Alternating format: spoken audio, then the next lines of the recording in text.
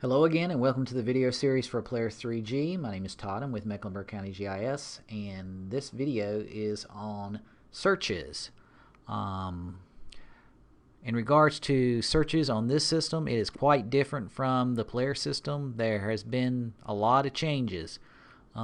We don't have a sidebar search like we used to. It's a fairly limited search.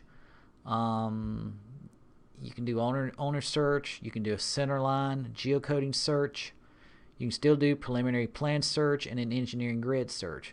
But what we've done is we've taken a lot of these searches that we used to have in there and we've put it up in a centralized search box at the very top left hand corner, and you can see I'm up there.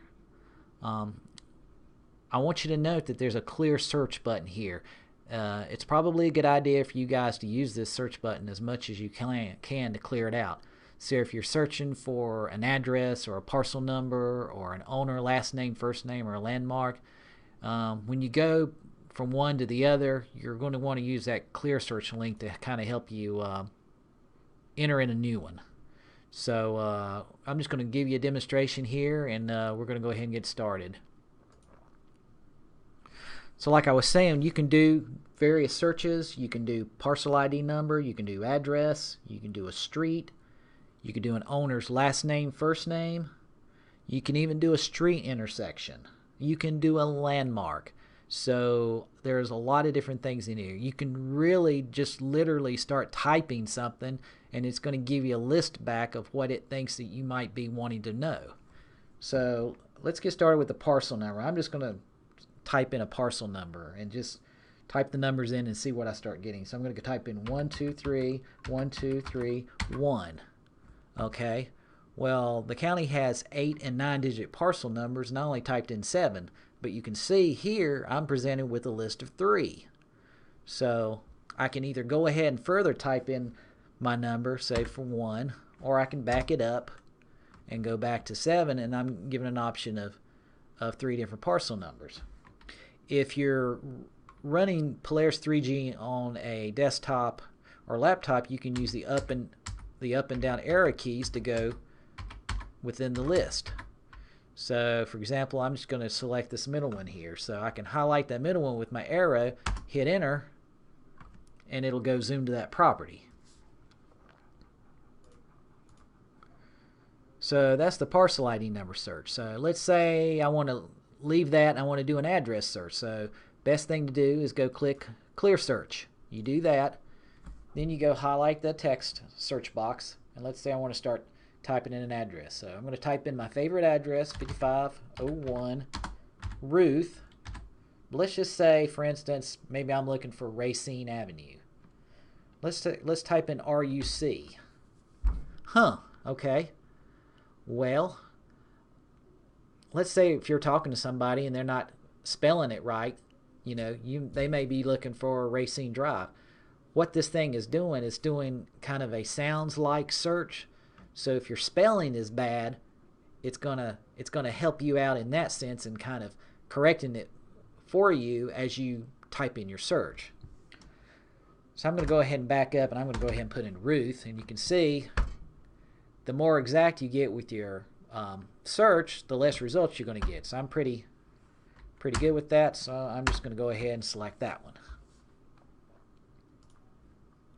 So that's the address search. Let's say I wanted to do a street search. I'm looking for properties that are on Main Street in Davidson. Okay, so let's just type in Main, M-A-I-N. Okay, I got a whole list of stuff here, so let's just type in Main right there. Okay, so it's asking me, did you mean Main Drive, Charlotte, North Main Street, Cornelius? You can see there's a lot of different Main Streets, and I was looking for North Main Street, Davidson, so I'm going to click on that, and you can see that I'm presented with, in this result, I believe 88 results. I'm going to go ahead and increase my page size to all 88, and you can see these are all of the properties that are along North Main Street in Davidson. So that's a pretty neat search. So I'm going to go ahead and do another search. Let's say somebody calls you up and they're wanting, well, who owns the property at the corner of W.T. Harris and Reams Road? I mean, that's a legitimate call. So what you can do is you can type in W.T. Harris, and you can see I was able to find the road. But I'm looking for an intersection. So what you need to do is you need to put in an ampersand. And once you do that, it's going to go out there and it's going to search for all the intersections all the street intersections with W.T. Harris in it.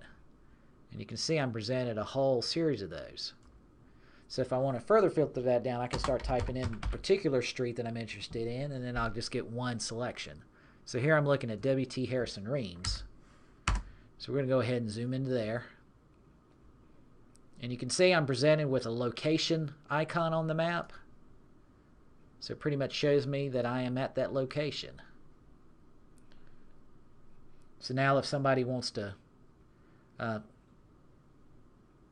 know what the properties are around this area, they can click on these maps and get that information. And I'll go over that in some later videos. So that's the intersection search. Let's say you've got an owner name, first name and a last name. You can put that in up here. I'm going to go ahead and put in the last name Weeks, followed by a comma, followed by first initial. And again, like I said, I could type in more letters to their first name and get a smaller list. But I'm going to go ahead and settle in on this first one there. And you can see once you select it, it'll zoom right to the parcel and bring up the parcel information. And I'll go over the details of all this information over here in a later video. So I think we pretty much covered everything except for landmarks. I believe that's the last thing we haven't done. So you can type in the name of a park, you can type in the name of a church, you can type in virtually the name of a business. There is a little bit of sensitivity to it, so you kind of have to explore those names a little bit, but most of it's fairly intuitive. So let's say, for instance, I'm looking for First United Methodist Church, F-U-R-S-T, United, and you can see I'm presented with some different churches here. So I got First United Methodist Church at 501 North Tryon. So it's going to get me to that location, but it's not necessarily, you can see Amy Weeks is still listed. It's not telling me who the property owner is. So there's a link in these call-out box that allows you to get more information. I'm clicking on that, and then it'll go pull up the detailed information on that property. And I'll go into that in later videos.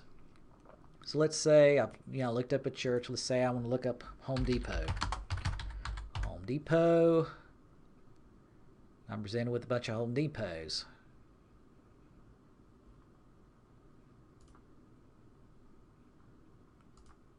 And I can zoom out. If you're like, well, I'm not sure that's Home Depot, you can turn on the aerial photography. Well, it's a huge building. I would think that that's probably Home Depot.